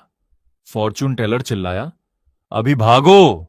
डॉक्टरों से कहना नार्सिसस पॉइजनिंग है। तुरंत उल्टी करवाओ, पेट साफ करवाओ और एंटीटॉक्सिन लगवाओ। 10 मिनट भी देर हुई तो भगवान भी नहीं बचा पाएंगे। लड़का दौड़ पड़ा। तभी पास का एक वेट डॉक्टर आ गया और ताना मारते हुए बोला, लगते तो बड़े एक्सपर्ट हो, किस यूनिवर्सिटी से डिग्री ली है? बिना टेस्ट के जहर कैसे बता दिया? भीड़ भी थोड़ा शक करने लगी। डॉक्टर ने कहा, मैंने ब्लड टेस्ट और बायोकेमिकल टेस्ट सुझाए थे, लेकिन मालिक के पास पैसे नहीं थे, इसलिए दवा देकर घर भेज दिया। फॉर्चून टेलर ने गुस्से में कहा, यही तुम्हारी जिम्मेदारी है? जहर से मरती बिल्ली को विटामिन देकर घर भेज दिया? डॉक्टर बोला कि यही मेडिकल प्रोटोकॉल है। फॉर्चून टेलर ने ठंडे स्वर में जवाब दिया, और यही प्रोटोकॉल उसकी मौत की वजह बन जाता। तभी डिलीवरी बॉय दौड़ता हुआ वापस आया। उसने रिपोर्ट डॉक्टर के मुंह पर मारते हुए कहा, देखो, फॉर्चून टेलर बिल्कुल सही था। बिल्ली के पेट से नार्सिसस के पत्ते निकले, टेस्ट में लाइकोरिन पॉइजनिंग निकली और एंटीटॉक्सिन लगते ही उसकी जान बच गई। पूरी भीड़ दंग रह गई। वेट डॉक्टर शर्म से सिर झुकाकर खड़ा रह गया। अब सारे पेट ऑनर्स अपने अपने जानवर लेकर फॉर्चून टेलर के पास दौड़ पड़े। लेकिन उसने कहा, मेरे अपने नियम हैं, आज सिर्फ एक आखिरी रीडिंग होगी। लोग आखिरी मौके के लिए बोली लगाने लगे। तभी एक गंजा आदमी कंधे पर तोता लेकर आगे आया। फॉर्चून टेलर ने उसी को आखिरी क्लाइंट चुना। आदमी बोला, मेरा तोता बिल्कुल फिट है, इससे ज्यादा हेल्दी तो मैं भी नहीं हूं। फॉर्चून टेलर मुस्कुराया, बीमार नहीं है, बस आजकल जरूरत से ज्यादा बोलने लगा है। तभी तोता जोर से चिल्लाया, जानू दरवाजा खोलो। फिर बोला, पासवर्ड 8888। चलो डेट पर चलते हैं, मेरी बीवी को मत बताना। और आखिर में जेम, शरारती लड़की। पूरा मैदान हंसी से गूंज उठा। बेचारा गंजा आदमी पसीना पसीना हो गया और बोला, ये सब टीवी देखकर सीखा है। लेकिन तोता फिर चिल्लाया, जानू दरवाजा खोलो। भीड़ हंसते हंसते लोटपोट हो गई। किसी ने चिल्लाकर पूछा, भाई टीवी देखते हो या अपनी लव स्टोरी की रिप्ले? आखिर गंजे आदमी ने रोते हुए कबूल किया, मेरी बीवी को हमेशा शक रहता है कि मेरा किसी और औरत के साथ चक्कर चल रहा है। बेचारा उदास होकर बताता है कि उसकी शादी अब डिवोर्स तक पहुंच चुकी है और वो फॉर्चून टेलर से हाथ जोड़कर कहता है, भाई मेरी इज्जत बचा लो। फॉर्चून टेलर उसकी बात सुनकर अपनी हंसी मुश्किल से रोकता है, फिर गला साफ करके कहता है, तुम्हारी सारी परेशानी की जड़ तुम्हारा तोता है। वो बताता है कि तोते ने हाल ही में बहुत सारे नए शब्द सीख लिए हैं और इसका असली टीचर तुम्हारी कार में रखा हुआ एक स्टफ्ड टॉय है। आदमी तुरंत मना कर देता है और कहता है, मैं कोई बच्चा नहीं हूं जो कार में टॉय रखूं। तभी तोता जोर से चिल्लाता है, पासवर्ड 48 है, पासवर्ड 48 है। यह सुनते ही आदमी के होश उड़ जाते हैं। उसका चेहरा एकदम सफेद पड़ जाता है और शरीर कांपने लगता है। फॉर्चून टेलर कहता है, फ्रंट पैसेंजर सीट के नीचे तुमने एक सीक्रेट बैकअप फोन छुपा रखा है और उसका पासवर्ड 48 है।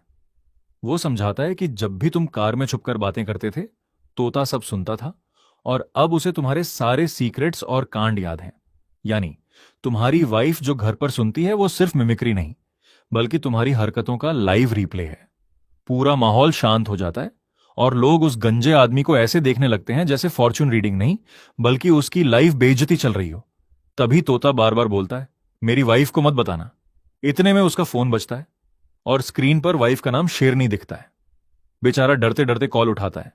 उधर फॉर्चून टेलर के सिस्टम में नोटिफिकेशन आता है कि मिशन सक्सेसफुल रहा, उसके ब्रेन ट्यूमर की एक्टिविटी और कम हो गई, उसकी लाइफ बढ़ गई और उसे नई पावर स्पिरिचुअल ईयर मिल गई। अब गंजे भाई घर जाकर बचे या नहीं ये तो भगवान ही जाने। रात में एक लग्जरी ब्लैक कार आती है जिसमें से आर्कियोलॉजी एक्सपर्ट ओल्ड शीन उतरते हैं। वो फॉर्च्यून टेलर के घर पहुंचकर उसे उसके पूरे नाम जांग फोंग से बुलाते हैं और बताते हैं कि उन्होंने उसकी मेडिकल रिपोर्ट देखी है जिसमें पता चला कि उसका ब्रेन ट्यूमर बढ़ने की बजाय धीरे धीरे ठीक हो रहा है। फिर वो सरकार की तरफ से उसे एक स्पेशल रिसर्च प्रोजेक्ट में शामिल होने का ऑफिशियल इन्विटेशन देते हैं। फॉर्च्यून टेलर पूछता है कि रिसर्च किस बारे में है, तो एक्सपर्ट बताते हैं कि ये ऐसी रहस्यमयी चीजों पर है जिन्हें साइंस आज तक नहीं समझ पाई। उसे एक प्राइवेट फैसिलिटी में पहला विक्टिम दिखाया जाता है जो लगातार कुछ अजीब अजीब बड़बड़ा रहा होता है। कंट्रोल रूम में बैठे एक प्रोफेसर उसका मजाक उड़ाते हैं, लेकिन तभी एक साइंटिस्ट नोटिस करता है कि फॉर्च्यून टेलर की उंगलियों की टैपिंग बिल्कुल विक्टिम के होंठों की मूवमेंट से मैच कर रही है। माहौल अचानक बदल जाता है। फॉर्च्यून टेलर अपनी टेलीपैथी एक्टिवेट करता है और अपनी विजन में देखता है कि विक्टिम पानी में डूब रहा है। उसके पैरों में घास लिपटी हुई है और उसके फेफड़े जल रहे हैं। आंखें खोलकर वो पूछता है, क्या जोंग युआन 7 साल की उम्र में अपने गांव की नदी में डूबा था और उसकी जान मुश्किल से बची थी? ये सुनते ही पूरा ऑब्जर्वेशन रूम सन्न रह जाता है। प्रोफेसर चिल्ला उठता है, यह नामुमकिन है। एक्सपर्ट चेन तुरंत अपनी टीम को सिर्फ 3 मिनट में जांच पूरी करने का आदेश देते हैं। कुछ देर बाद फोन पर कंफर्म होता है कि फॉर्च्यून टेलर की कही हर बात बिल्कुल सच थी। बताया जाता है कि 21 साल पहले जोंग युआन अपने गांव की पुरानी हाई नदी में डूब गया था। 5 मिनट से ज्यादा बेहोश रहा और गांव वालों ने आखिरी पल में उसकी जान बचाई थी। अगर आपको लगता है कि अब असली गेम शुरू होने वाला है तो कमेंट में 48 जरूर लिखना। संदेह में डूबा प्रोफेसर बार बार सदमे में यही दोहराता है कि ऐसा हो ही नहीं सकता। वो बताता है कि आर्कियोलॉजी टीम ने उस युवक से सिर्फ 3 दिन पहले खुदाई वाली जगह पर संपर्क किया था जहां प्रीकिन युग की बांस की पट्टियां मिली थीं। जो भी उन पट्टियों को छूता उसकी मानसिक हालत बिगड़ने लगती और 1 हफ्ते के अंदर सभी अजीब लक्षण दिखाने लगते। वे ऐसी रहस्यमयी भाषा बोलने लगते जिसे कोई समझ नहीं पाता। फॉर्च्यून टेलर एक्सपर्ट से पूछता है कि आखिर उन्होंने उसे क्यों बुलाया है और उससे क्या करवाना चाहते हैं। एक्सपर्ट कहता है कि वे चाहते हैं कि वह उन बांस की पट्टियों को अपने नजरिए से समझे और डिकोड करे। साथ ही लालच भी देता है कि उनके पास देश की सबसे बेहतरीन मेडिकल टीम और एक सीक्रेट बायोलॉजिकल लैब है जो शायद उसके ब्रेन ट्यूमर का असली इलाज कर सके। यह सुनकर फॉर्च्यून टेलर सोच में पड़ जाता है, क्योंकि उसका सिस्टम सिर्फ उसकी जिंदगी कुछ दिन बढ़ाता है, बीमारी खत्म नहीं करता। आखिरकार वह यह मौका लेने का फैसला करता है और तुरंत दूसरे मरीज को लाने के लिए कहता है। दूसरी मरीज एक महिला होती है जिसे कसकर बांधा गया होता है। वह हिस्टेरिकल होकर चिल्लाती रहती है, सब जला दो, सब जला दो। कंट्रोल रूम में बैठे एक्सपर्ट नोटिस करते हैं कि वह सिर्फ आग की बात कर रही है। तभी फॉर्च्यून टेलर प्रोफेसर सन से कहता है कि तुरंत प्राथमिक स्कूल की किताब में मौजूद एक कविता चलाओ। जैसे ही स्पीकर पर कविता बजती है, बछड़ा अभी भी पहाड़ी पर घास चर रहा है। महिला की हालत धीरे धीरे सुधरने लगती है। उसे बचपन की याद आती है जब वह आग में फंस गई थी और उसकी मां उसे बचाने आई थी। वह धीरे से मां कहती है और होश में आ जाती है। फॉर्च्यून टेलर उसके माथे पर हाथ रखकर कहता है, आग खत्म हो चुकी है, अब तुम पूरी तरह सुरक्षित हो। महिला शांति से सो जाती है। वह एक्सपर्ट्स को समझाता है कि उनकी टीम पागल नहीं हुई थी, बल्कि उन बांस की पट्टियों ने उनके जीवन की सबसे डरावनी यादों को ऐसे जिंदा कर दिया था जैसे वे बार बार कोई वीआर फिल्म देख रहे हों। एक्सपर्ट चेन समझ जाता है कि यह यादों पर आधारित एक शक्तिशाली मानसिक प्रभाव है और प्रोफेसर सन जोड़ते हैं कि इसकी सूचना तरंगें सीधे दिमाग के मेमोरी सेंटर पर असर डालती है। तभी तीसरा मरीज खुद चलकर कमरे में आता है। वह न चिल्लाता है और न कुछ बोलता है, बस कानों तक फैली डरावनी मुस्कान के साथ चुपचाप बैठ जाता है। फॉर्च्यून टेलर उसे देखकर पूछता है, प्रोफेसर लू, क्या तुम्हें 30 साल पहले की वह गर्मी याद है जब तुमने अपनी 5 साल की बेटी खो दी थी? इतना सुनते ही उसकी मुस्कान गायब हो जाती है और वह फूट फूट कर रोने लगता है। वह अपनी बेटी नाना का नाम लेकर टूट जाता है। फॉर्च्यून टेलर बताता है कि बांस की पट्टियों ने उसके जीवन के सबसे बड़े पछतावे को पकड़ लिया था। 30 साल पहले वह देश का मशहूर वैज्ञानिक था, लेकिन विदेश में रिसर्च में फंसा रहा। उसकी बेटी को गंभीर बीमारी हुई और जब तक वह अस्पताल पहुंचा बहुत देर हो चुकी थी। तब से वह खुद को यही समझाता रहा कि अगर उस दिन वह रोने की बजाय मुस्कुराता तो शायद उसकी बेटी खुश होकर कोमा से जाग जाती। यही पछतावा उन पट्टियों ने हमेशा दोहराने वाला कोड बना दिया। इसलिए वह सच में मुस्कुरा नहीं रहा था, बल्कि अपनी पूरी जिंदगी अपनी बेटी से खामोशी से माफी मांग रहा था। प्रोफेसर जमीन पर गिरकर रोने लगता है। फॉर्च्यून टेलर गार्ड से कहता है कि उसे आराम करने दो, उसके साथ एक साइकेट्रिस्ट रखो और उसे रोने दो, क्योंकि दिल का दर्द बाहर निकलने के बाद ही उसे राहत मिलेगी। इसके बाद फॉर्च्यून टेलर 1 महीने की छुट्टी लेकर समुद्र किनारे आराम करने चला जाता है। तभी उसके सिस्टम का नोटिफिकेशन आता है कि वह जरूरत से ज्यादा रिलैक्स हो चुका है, इसलिए उसे तुरंत नया मिशन दिया जाता है। नया मिशन मीडिया प्रोडक्शन सिटी में एक्टर्स की किस्मत पढ़ने का होता है। अगले दिन वह फिल्म सिटी पहुंचकर अपना बोर्ड लगाता है, फिजियोग्नॉमी से कास्टिंग, मेकअप से किस्मत बदलें। एक जूनियर आर्टिस्ट उसका मजाक उड़ाता है कि अब तो ठग भी प्रिसिजन टारगेटिंग करने लगे हैं।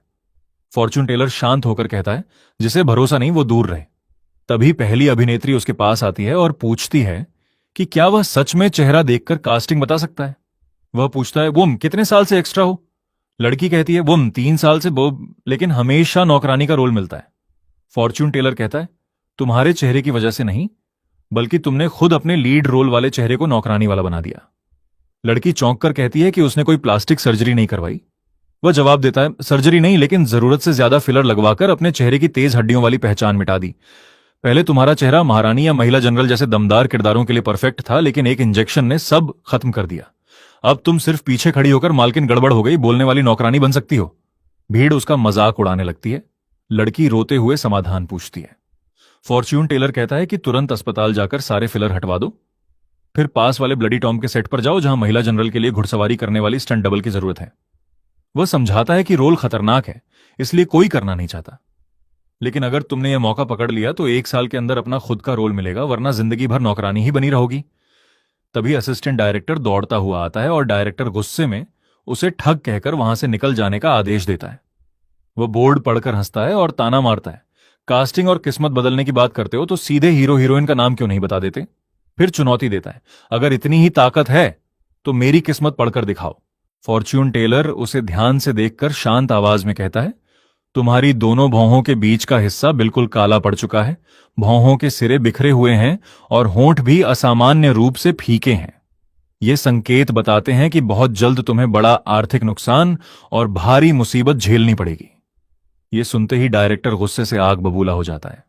डायरेक्टर गुस्से में उंगली दिखाकर उसे धमकाता है और कहता है कि उसे उसकी बातों की बिल्कुल परवाह नहीं।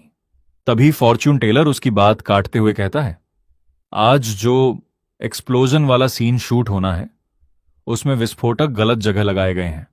उन्हें तुरंत 3 मीटर बाईं तरफ शिफ्ट करो, वरना आज सिर्फ पैसों का नुकसान नहीं होगा, जिस हाथ में वॉकी टॉकी पकड़ी है वही हाथ चला जाएगा। यह सुनकर डायरेक्टर आग बबूला हो जाता है और उसे जान से मारने तक की धमकी देने लगता है। तभी एक्सप्लोसिव एक्सपर्ट घबराया हुआ दौड़ता आता है और चिल्लाकर बताता है कि फाइनल चेक में पता चला है कि विस्फोटक हीरो के बहुत पास लगाए गए हैं और उन्हें तुरंत 3 मीटर बाईं तरफ हटाना पड़ेगा। यह सुनते ही पूरी भीड़ दंग रह जाती है, क्योंकि उसकी बात फॉर्च्यून टेलर की भविष्यवाणी से शब्द शब्द मिलती है। पूरे फिल्म सिटी में सन्नाटा छा जाता है और जो लोग अभी तक उसका मजाक उड़ा रहे थे वही अब उसे किसी चमत्कारी इंसान की तरह देखने लगते हैं।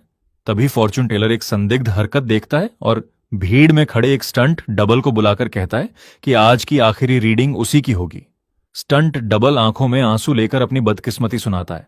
फॉर्च्यून टेलर कहता है कि जिस हीरो के लिए तुम डबल बनते हो उसके पास सिर्फ चेहरा है, लेकिन तुम्हारे चेहरे पर जिंदगी के असली अनुभव लिखे हैं। तुम्हारी हड्डियों की बनावट सोए हुए ड्रैगन जैसी है और तुम्हारे अंदर असली महान इंसान बनने की किस्मत है, लेकिन तुमने अपने जुआरी पिता का कर्ज चुकाने के लिए खुद को एक अन्यायपूर्ण कॉन्ट्रैक्ट में बांध लिया और हमेशा किसी और की परछाई बनकर रह गए। असली हीरो अवार्ड जीतता रहा और तुम्हें सिर्फ 30,000 रुपये मिले। यही तुम्हारे दुख की सबसे बड़ी वजह है। वह उसे सलाह देता है कि डस्ट नाम की कम बजट वाली फिल्म में अपने असली नाम से ऑडिशन दो। वहां एक ऐसे एक्टर की तलाश है जिसके अंदर असली हुनर हो। अगर यह मौका पकड़ लिया तो 1 साल में तुम्हें अपना खुद का रोल मिलेगा, वरना जिंदगी भर डबल ही बने रहोगे। स्टंट डबल भावुक होकर उसे प्रणाम करता है और नई उम्मीद के साथ वहां से चला जाता है। फॉर्च्यून टेलर अपना सामान समेटकर जाने लगता है। तभी पुराना एक्सपर्ट उसे रोककर एक नया ऑफर देता है। वह बताता है कि एकेडमी ऑफ साइंसेज उसे प्रोजेक्ट पांगू के लिए स्पेशल इवैल्यूएशन कंसल्टेंट बनाना चाहती है।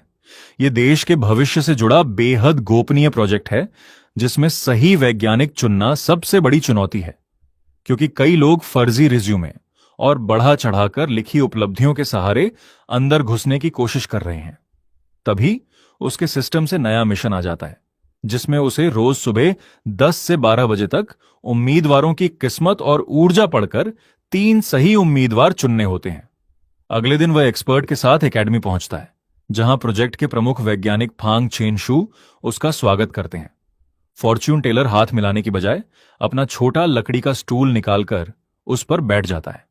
फांग छिड़कर पूछता है कि यह अजीब हरकत क्यों, तो वह शांत होकर कहता है कि उसे अपनी चीजों पर बैठना ज्यादा पसंद है। पहला उम्मीदवार अंदर आता है, जिसे फांग जीनियस डॉक्टर बताता है। फॉर्च्यून टेलर अपनी खास आंख से उसकी ऊर्जा देखता है, जो बाहर से जलते हुए विशाल पेड़ जैसी चमक रही होती है, लेकिन अंदर से पूरी तरह सड़ी हुई होती है। वह कहता है कि इसकी प्रतिभा इसकी अपनी नहीं बल्कि किसी और की है। फिर खुलासा करता है कि 3 साल पहले इसके सुपरवाइजर की मौत के बाद ही इसकी रिसर्च अचानक दुनिया भर में मशहूर हुई। ये सुनकर उम्मीदवार के चेहरे का रंग उड़ जाता है। फांग गुस्से में आरोपों का विरोध करता है, लेकिन फॉर्च्यून टेलर कहता है कि बस इसके दिवंगत प्रोफेसर की फाइलें और लैब एक्सीडेंट की रिपोर्ट जांच लो। तुरंत जांच शुरू होती है और कुछ ही देर बाद पता चलता है कि उम्मीदवार ने अपने सुपरवाइजर प्रोफेसर ली चिंगो की रिसर्च चुराई थी और लैब हादसा भी पहले से रचा गया षड्यंत्र था। सिक्योरिटी उसे गिरफ्तार करके बाहर ले जाती है। फॉर्च्यून टेलर समझाता है कि कागज, डिग्री और रिसर्च चुराई जा सकती है, लेकिन इंसान की ऊर्जा कभी झूठ नहीं बोलती। फांग आखिरकार उसकी बात मान लेता है। थोड़ी देर बाद फॉर्च्यून टेलर ताजी हवा लेने बाहर निकलता है और रिसर्च सेंटर में घूमते हुए अचानक एक कोने में झाड़ू लगाते बूढ़े सफाई कर्मचारी की ऊर्जा देखता है, जो एक विशाल बैंगनी ड्रैगन की तरह आसमान छू रही होती है। वह तुरंत कहता है, जिस जीनियस की तुम लोग तलाश कर रहे हो वो यही आदमी है। फांग हंसकर कहता है कि ये तो अंकल लू हैं जो 20 साल से यहां सफाई कर रहे हैं। तभी बूढ़ा कर्मचारी मशीन की तरफ देखकर कहता है कि इस सेंट्रीफ्यूज की बेयरिंग सिर्फ 0.03 मिलीमीटर टेढ़ी है और अगर अभी नहीं रोका गया तो अंदर रखे सुपर कंडक्टर सैंपल पूरी तरह बर्बाद हो जाएंगे। फांग तुरंत मशीन चेक करता है और स्क्रीन पर बिल्कुल 0.03 मिलीमीटर की ही चेतावनी देखकर उसके होश उड़ जाते हैं।